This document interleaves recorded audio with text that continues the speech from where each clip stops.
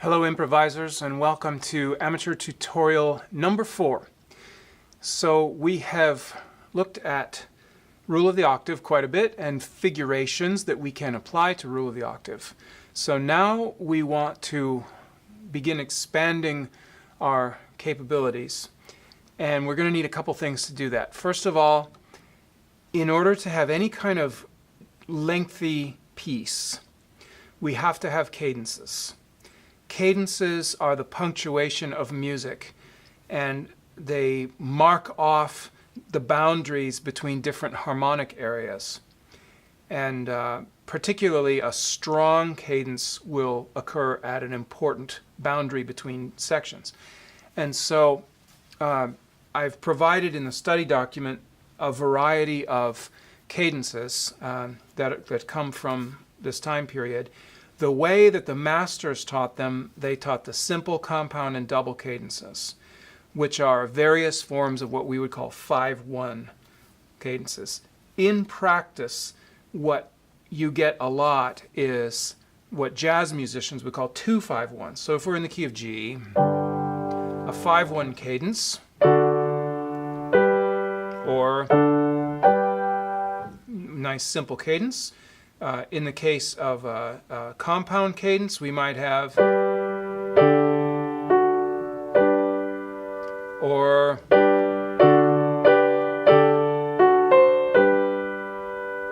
these various forms of the traditional cadences. The jazz cadence, the 2/5/1, occurs in classical music as well, and that's where we have the 2 chord in first inversion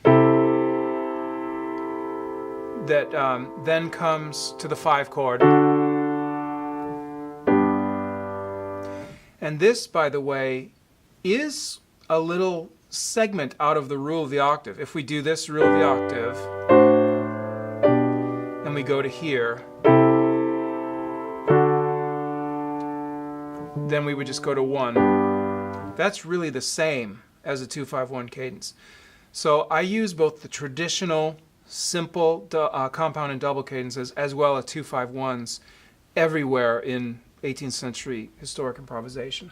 So I'll provide some examples of these cadences so that you can delineate different sections of your improvisation. Speaking of confirming various keys, we have to talk about what keys we can go to in 18th century improvisation. The sense of available harmonic areas changes through history. And one of the developing threads as you go through the decades is a growing availability of further and further harmonic areas. So that when you get to certainly Chopin, Schubert, really even in Beethoven, you start having these wild, unexpected cadences to key areas that are really supposed to throw you. They're supposed to feel like a strange, undiscovered land. And that's exactly in keeping with the 19th century idea, the romantic idea of heading off into the wilderness. And so Schubert will do these things. Let's say he's how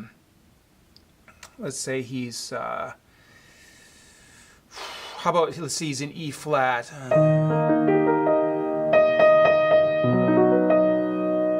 And he'll suddenly move to this unexpected key area from E flat to B major. And those two keys aren't really related in any traditional sense. So that's exactly what he wants, this sense of surprise and how in the heck did we get here? Wow, we're not in Kansas anymore. And that becomes part of the dramatic process and the narrative of the story. How are we going to get home from this distant land?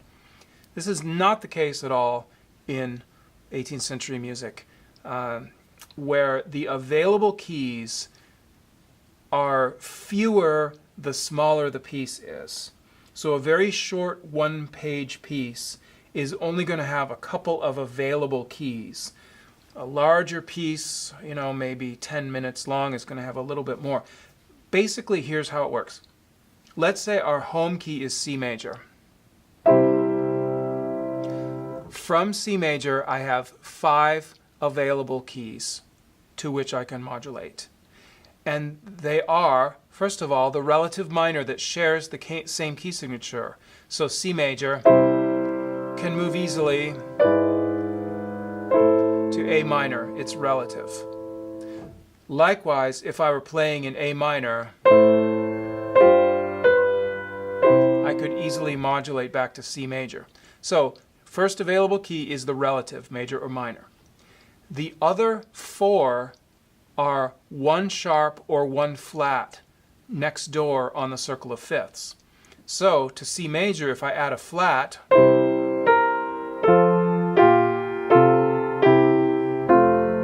that would take me to F. Or the relative. So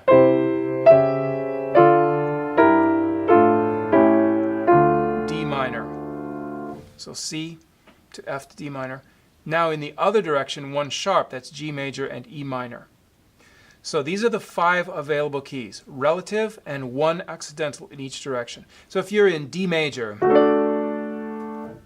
1 accidental in this direction is A major, one accidental in that direction is G major. Okay, so you just move one key over on the circle of fifths. Incidentally, if you can't draw a circle of fifths from memory, I would recommend that as a very good activity. Just a circle and then the 12 major keys around the outside, put the 12 relative minors around the inside, and see if you can do that from memory. It's an excellent musicianship exercise. Okay, so we got these 5 related keys, and the dominant is the most common one. So normally what's going to happen in a lot of 18th century music is we're going to have some kind of opener, some kind of way of saying hello in the home key, and then we're going to move immediately to the dominant. And this happens, I don't know any kind of percentage, but you know, the majority of the time in 18th century music. It's the first thing they think about doing. So what we want to do is let's just do a very, very simple opener using a piece of the rule of the octave, okay? Now, openers don't go very far from the tonic chord. They just kind of play the tonic and a couple other things and go back to the tonic. So if we do something like this,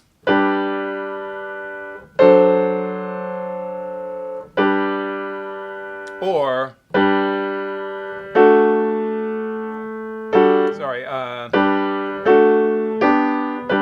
just playing around with those first few notes of rule of the octave, we can develop a nice little opener.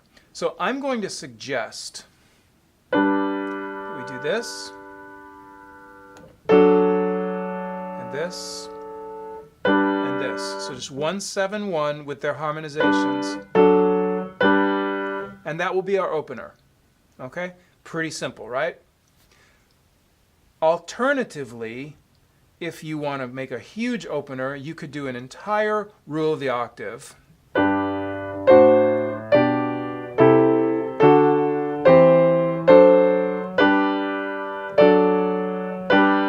And just add my little opener onto it. Also, another opener that's very, very common if you want something more complicated, the page 1 progression. And I have some stuff on this probably on YouTube, probably on my website. I think the pro tutorials show all this. So any of these openers are fine, but for right now, I'm just going to stick with that. That's our opener. Immediately following our opener, we are going to go to a sequence that's going to move down the keyboard and modulate to the dominant. And this sequence is called the descending 7/6 sequence.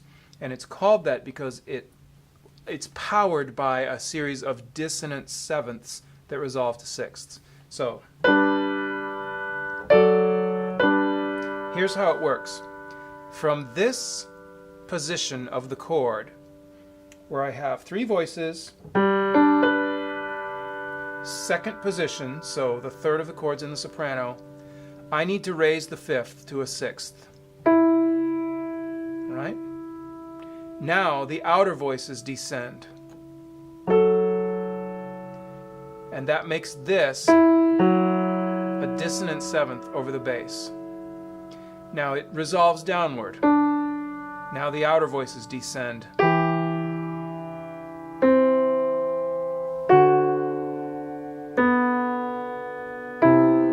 Outer, inner, outer, inner, and we're done. So we could make an entire piece out of this.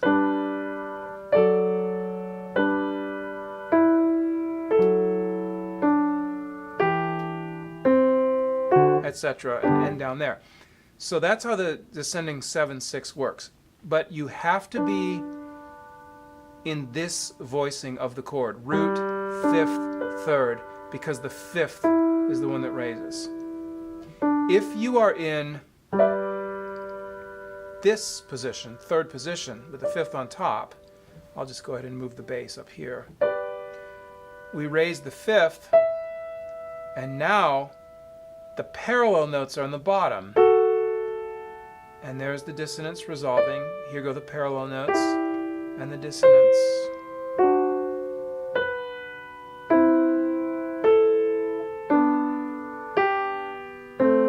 And we can stop here. All right, so it works from here, or from here, or here, or here. Okay? Where it won't work is this incomplete chord. I need all three pitches of the chord in order for this to work, okay? So let's just work with this one. And I believe I'll put the other one in the study document so you can see. So what I need now in order to generate music is I need a figuration. So let's go with umpadita.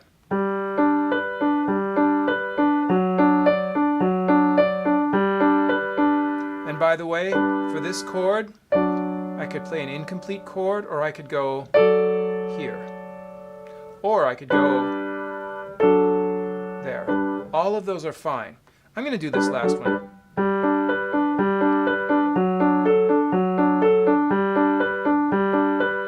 Now I start my sequence.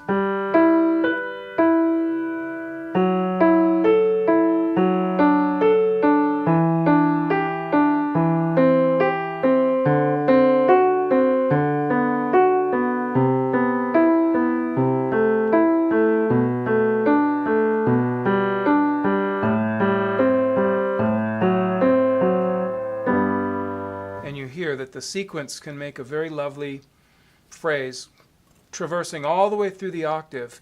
It's actually like an alternative to rule of the octave, right? The bass can do an entire scale, and this is a different form of harmonization. One detail is that in these sequences, the dissonance must come on the strong beat. So if I'm doing two umpaditas,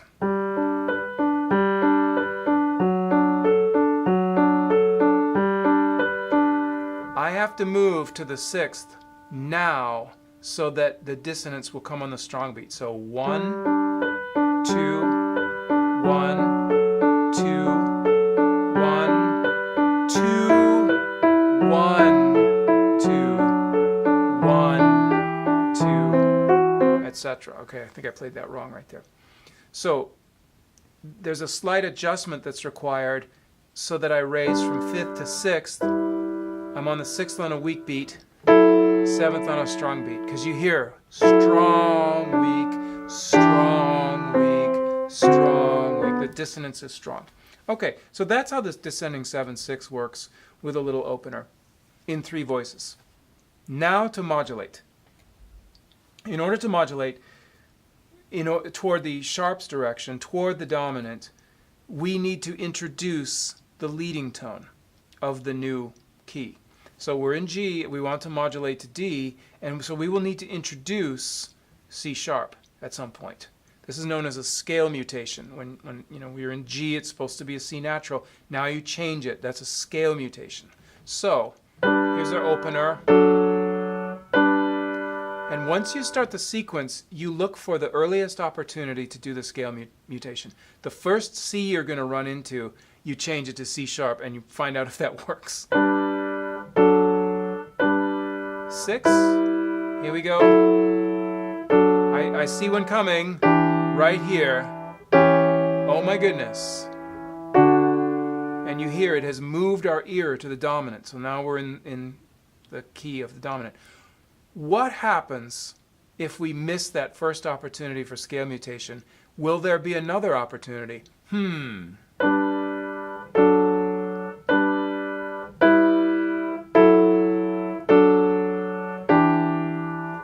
Missed it.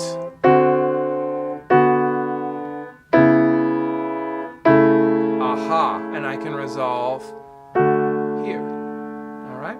So often with these, if you miss the first opportunity, there's another one coming in a different voice, and that one will work.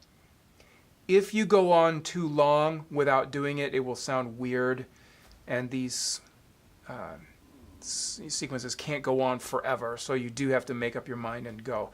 I prefer to use the first available one and get the ear into the new key as soon as possible. So let's now add figuration to this. Strong, weak, strong, weak, strong, weak, strong, weak, strong, weak, strong. So there is our opener and our descending 7/6 that brings us to the key of D. Now, I could just continue and play something else in D, or I could work my way around and do a complete nice cadence in D. So if I were to just do a simple 5/1, I might confirm D major that way, or I could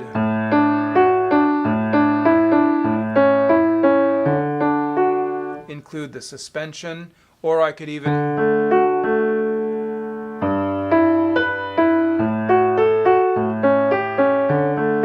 go around and do a 2/5/1. Depends on how much emphasis you want to put on the new key and how much time. You don't have to do the sequence, you can just do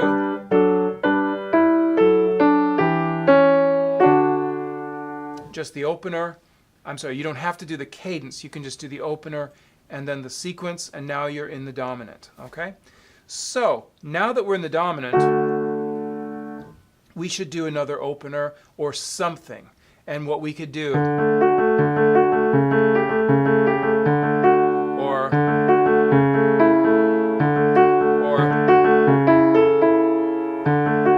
any kind of little 1/5/1 thing, just to say, yes, I acknowledge that we're in D, let's spend a little time in D. Any of those is fine. And where we want to end up again is on this voicing of D. And now we want to learn our second sequence today, and that is the ascending 5/6. As the name implies, it goes up, and it does so based on intervals of fifths and sixths. So from here, we create the sixth, and now the other two voices move in parallel. And now we're going to create a sixth. Come on in. Sorry about that. Students keep coming to the door. So we were talking about the ascending 5/6. So we'd start in D major, ascend. Now, this also is an opportunity to modulate, because we started in G, and we modulated to D. Now we're in D, and we want to modulate back to G, because that's what 18th century music does. So we're looking to cancel this leading tone at our first opportunity in the sequence. So here goes the sequence. Cancel. And there we are. And now if you want to add a cadence to that,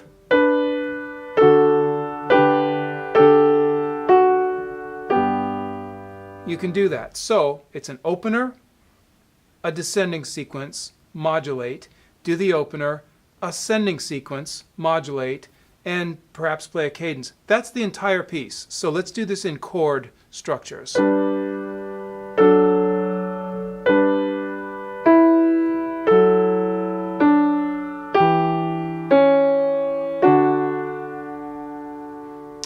in D. What do we do next? We can do, we could go here. Now let's modulate and sequence. And now let's do a cadence.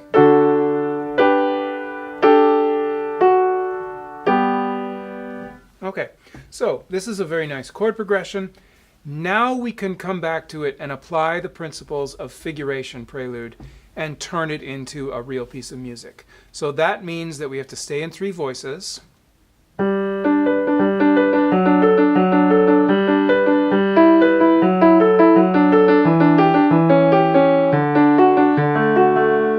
then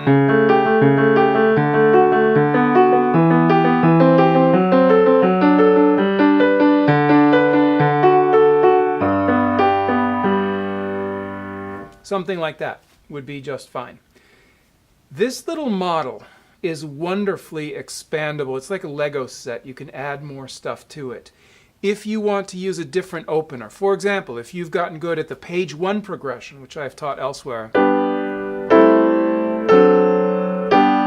or in any of its forms, you can then use that as your opener. So I could do something like this.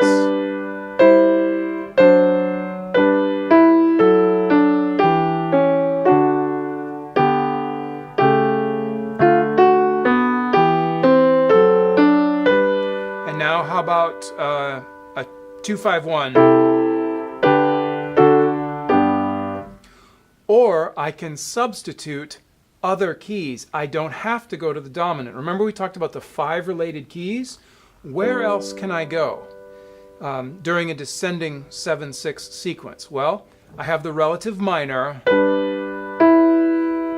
And remember, the way to get to another key, introduce the leading tone. So if I want to go from G to E minor, I need to introduce the leading tone of E minor, which is D sharp. Let's see what happens. Wow! That was very, very quick. Okay?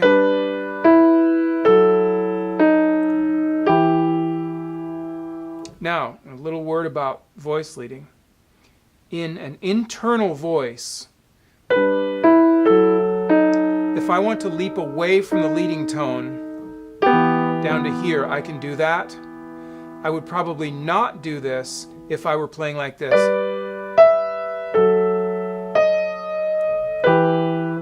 I wouldn't leap down. I would go there. So relative minor is extremely nearby if I want to modulate to that. What about going the other direction, subtracting sharps or maybe even adding flats? Well, if we went from G and took away 1 sharp, that puts us in C major. The leading tone of C is B. We already have B in G major, so we're not introducing it. What we are doing is getting rid of F sharp and changing to F natural. So let's find out what happens here. Where's the first opportunity to do the scale mutation? There it is.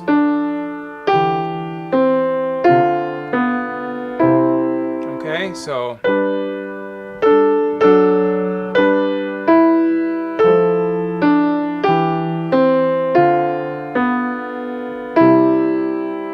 right. If we wanted to come back to G,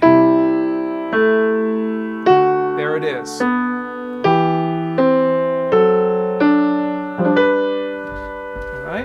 What if we wanted to do something kind of unusual like G to A minor? That could be interesting.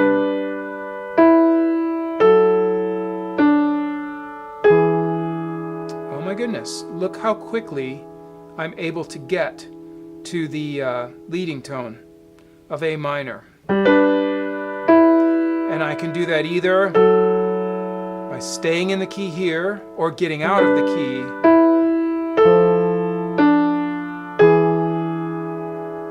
So I canceled the F sharp here, added the G sharp here.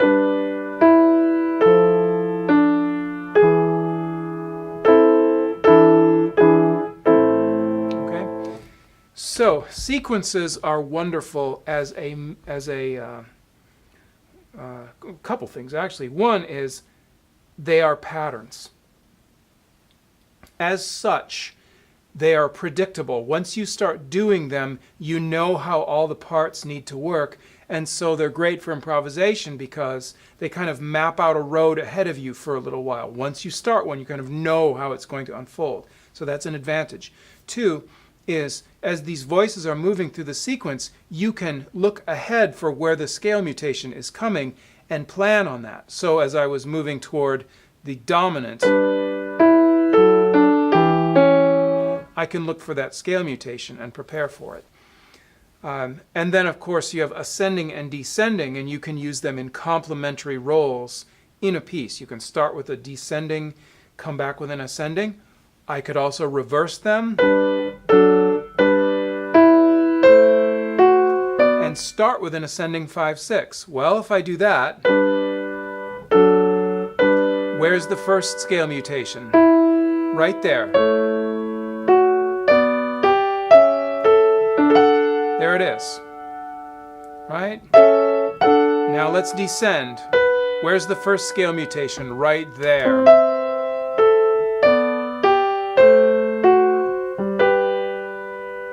So I've returned to G.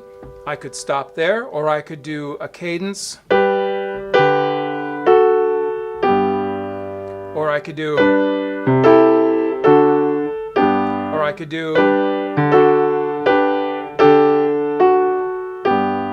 the famous double cadence from the 18th century.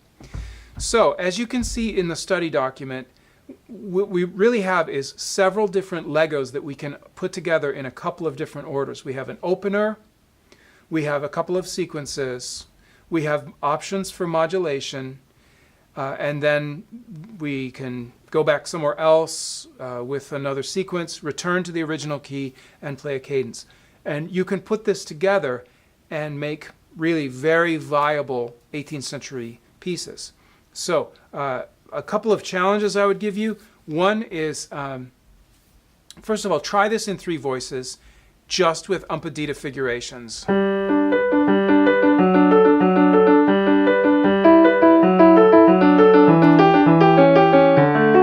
Etc. Sorry, I messed up there. Just to keep it simple.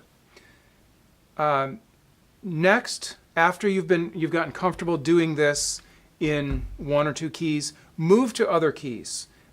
Really, maybe somewhere quite far away. What about E flat?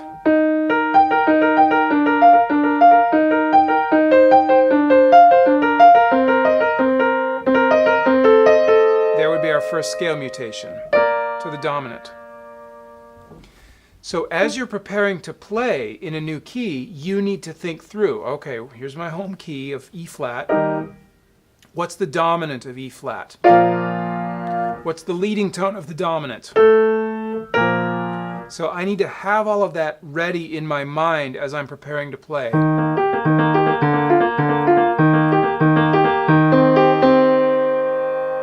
I'm going to do a descending 7/6 sequence, I need to be looking for... There it is. Right?